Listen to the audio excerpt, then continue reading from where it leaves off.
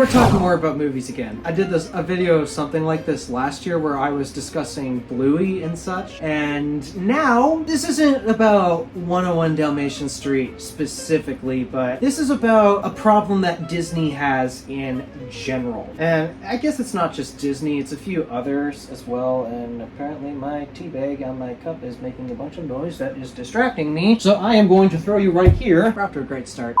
See, I have a different approach when it comes to watching movies and my views about watching movies or different TV shows. And it used to be, wow, I was more invested into storylines and such. Well, storyline, character design, and I got invested into that type of stuff. Except as I have eventually made my way towards being a content creator for 7 different YouTube channels, I just now have a different approach when it comes to just watching a movie or a TV show. And now I really learned to appreciate a lot of the work and effort that goes into something like this, for example. And Disney has been doing a lot of some things that just, it makes me upset to watch, because it's not about getting invested in the storylines or the character design as much anymore like I used to be when I was much younger. Now, to me, what I get invested in is just the passion that the creators of said TV show or movie just put into it, and that's what gets me more invested into a movie or a TV show. And I can tell with 101 Dalmatian Street as my example topic for this video, there was a lot of passion put into it. And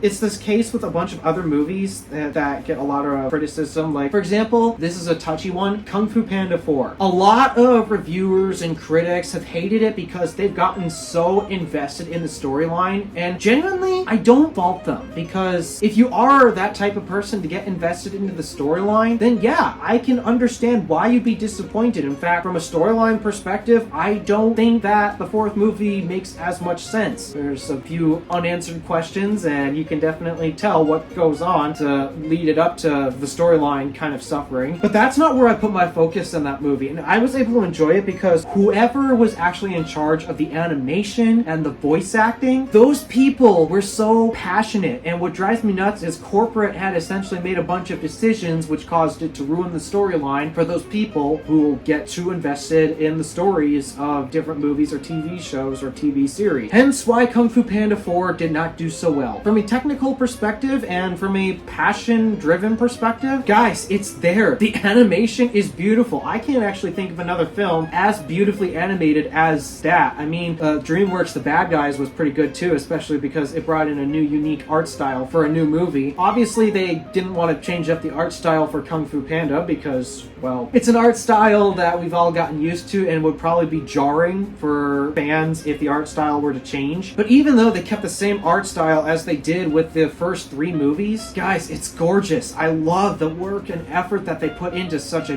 beautiful film. It's just a shame that corporate got involved and ruined the storyline and such, and so that's where everyone's not exactly happy about when it comes to that film. And you know what? This is my frustration when it comes to movies and TV shows in general. It's when corporate gets involved. As I've become a content creator, I try to make my content with a passion. Like, when I talk about stuff, it's because I actually want to talk about it. At least that's what I strive for. There are some scenarios where people actually just want my thoughts and opinions, and even though I don't want to talk about it, it's what they want, and so I'll just straight up give them the answer as of I think about said product or said event going on, because they want to know my thoughts and opinions. So yeah, well, sometimes I do to that. Videos like this, I'm making this because I want to talk about it. Nobody asked me for this, okay? But in this video, I just wanted to talk about my frustrations when it comes to corporate, because unfortunately, this is a show that I've learned to actually like a lot. In fact, me and my sisters, I mean, at this point, because I've watched it over and over again, because I want to keep seeing that passion that I found in the show. I want to keep seeing it over and over, but there's a problem with this show. Okay, there's a few problems. Every show and every movie has its own problems. Nothing's perfect. But there's a big problem with this show that, unfortunately, no matter how much passion you put into it, and unfortunately, it can't be saved. Corporate got involved and canceled it. In fact, corporate apparently really did not like the concept of this, which is a shame, because I honestly love this show for the art style, okay? In today's world where animation is nothing but basically as close to lifelike as possible, and there's a lack of style and you need things to differentiate or make a show just unique and stand out, there's a huge lack of that in the industry, and that's why I like a lot of movies like The Bad Guys, for example. It's a unique art style you don't see that often. In fact, actually, they did a whole bunch of unique things. Sure, the Cal Arts 3D, that's nothing new, but they've added like layers of comic effects that actually just make that movie so interesting to watch and just so visually appealing. And then another animation front that I think is a shame that most of the animation industry is abandoning: two-dimensional animation. I know most people reserve the cartoony stuff for, oh, that's kids content. We can't do 2D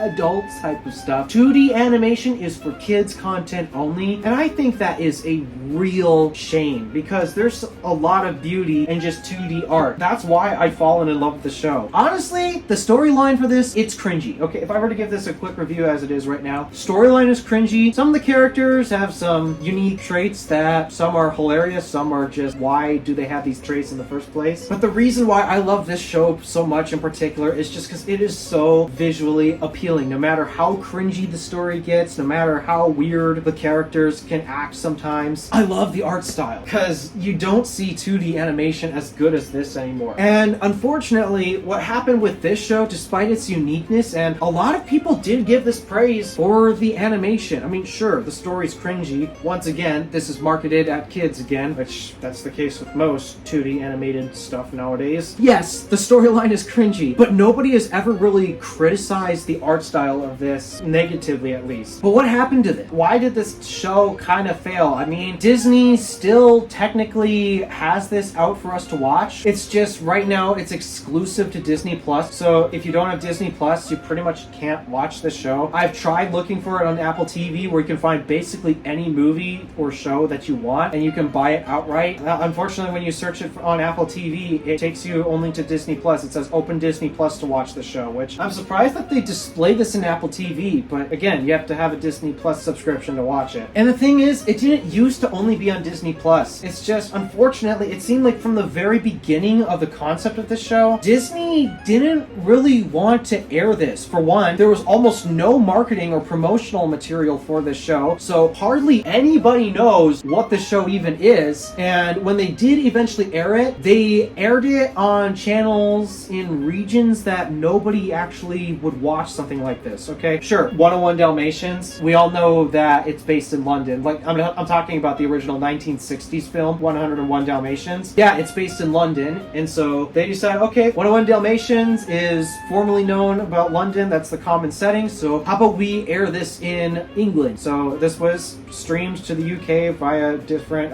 streaming programs, not just Disney Plus, but also like Disney Channel and Disney XD and such. I don't know all the Disney stuff that Disney owns, and so I can't exactly tell you what they aired this on. But this was basically aimed at the UK market, and I believe somewhere in Africa they streamed it there as well, which is a bit odd if you ask me. But again, a combination of, first of all, this never hit either Disney Channel, Disney Junior. I mean, apparently there's a Disney XD logo, so I guess this was potentially streamed and Disney XD. Except again, Disney XD is like the throwaway Disney content channel, unfortunately. It's where Disney puts all of their stuff that they don't want you to watch, and you'd have to be a super fan in order to actually visit Disney XD. And yeah, it never actually really hit streaming services here in the US until they put it on Disney Plus. And again, to this day, they still haven't really done any promotional material for this. You'll find some trailers and some promotional material on YouTube, but again, it's mostly suppressed.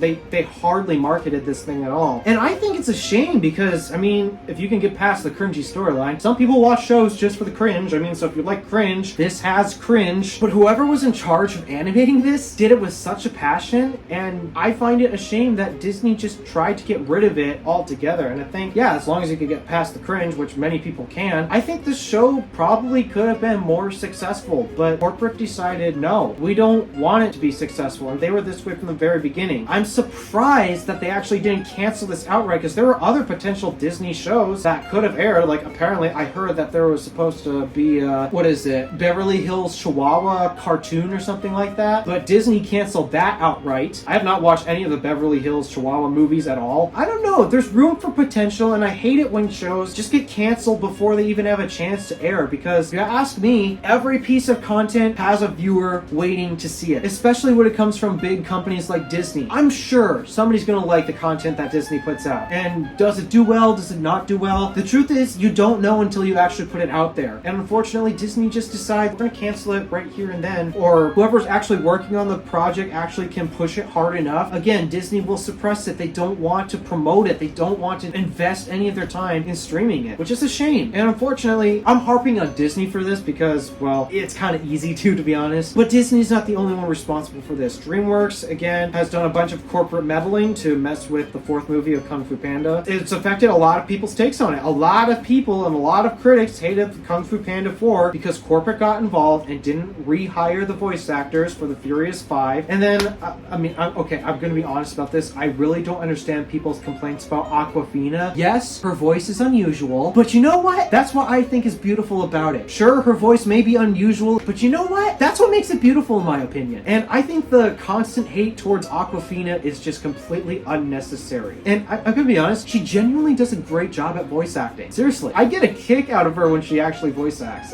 It's a pleasant and funny thing to listen to. And so, yeah, this is really the complaint of my whole thing. It's just, I hate it when corporate gets involved and starts meddling with projects. I mean, I get it. Point for corporate stepping in is they want to make sure that it makes money, but that's, at least nowadays, that's what's kind of ruining these shows and movies. It's corporate getting involved and trying to turn it into a profit center instead of just releasing the actual passion that's what us YouTube content creators are now famous for, evidently. We don't really care about the money that much. We do it because we're passionate about the stuff we make. As of right now, I have not made a single penny off of YouTube. Not one. Zilch. So as of right now, I have no incentive to actually make any of this content. I do it because I love doing this. And that's what drives me to make these videos, and that's why I think a lot of people will rather watch my content over some others. Compared to corporate nowadays, I mean, sure, the results come out pretty good often. I mean, there's not a lot of technical errors, especially when you throw a bigger budget at it. It's just now they feel lifeless all of a sudden, because now we're battling YouTube content creator passion, or I guess TikTok as well, because goodness gracious, I hate that platform, but it's also very successful. I think one of the biggest reasons why a lot of Hollywood style stuff is dying is because they're not putting a passion into it anymore. It's all about profits and money, and it is actually affecting the content that they're putting out. It's affecting the movies and the shows that are coming out, and I think that's why a lot of people have steered away from that and more towards YouTube, where a lot of the people who are making these videos not necessarily care about the money. I mean, there are some organizations that do YouTube as an actual financial business, which is something that I actually would like to do. Personally, I'd like to make money off the stuff that I create. But then you got other YouTubers, like, at least in my current state, me and a whole bunch of others that do it just for the fun of it, just because they want to do this. And the result in the content, sure, okay, there might be more technical errors, or sure, the editing or the filming might not necessarily be as great or as professional as you get with big budget Hollywood cinemas. But honestly, that doesn't matter. I don't think that's what matters in films nowadays. I think what matters most is just the passion behind it. Now, don't get me wrong, there's still going to be a market for a more technically, professionally done content piece like Kung Fu Panda 4 or whatever Disney puts out, for example. But at the end of the day, I think that market's kind of shifting, and we have corporate to blame for this. When Disney or Universal or DreamWorks, when they put out a passionate piece, that's what gets me hooked. Kung Fu Panda 4, despite that corporate did meddle with it, whoever was in charge of animating it and voice acting everything, it was beautiful. I loved it. 101 Dalmatian Street here, a severely underrated TV show purely because corporate did not actually want to air it, which is a shame. The animation's beautiful. The voice acting's pretty good. I mean, it gets cringy every now and again, but I mean, it's pretty good. And yeah, the storyline is just the one thing that some people might have a hard time with, but if you can get past the cringe, it's great. It's just a shame that corporate steps in and ruins these things. Alright, at this point, I'm just rambling once again. Thank you for watching. Do me a favor and interact with the stuff below. My name is Alpha DeWolf. Random Alpha, signing out.